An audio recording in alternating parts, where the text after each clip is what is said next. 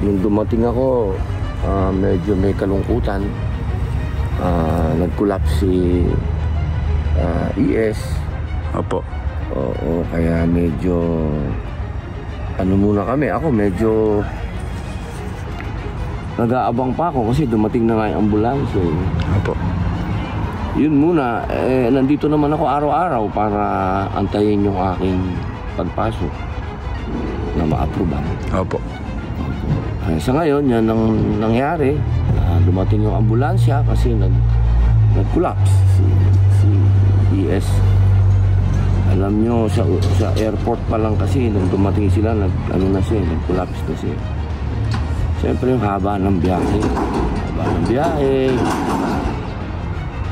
Ipagdasal natin itong mga kababayan natin na matatanda na.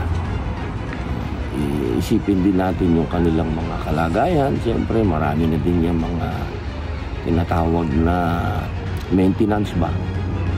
May mga pahingang kailangan yan. Siyempre sa ngayon nung dumating na to, biglaan to. Pagpupunta ka pa sa lugar na pagkalamig-lamig. Siyempre meron kumbaga may shock yung katawan. Pasalamat na lang po tayo. Medyo maganda yung mga medical service dito sa The Hague, sa Netherlands.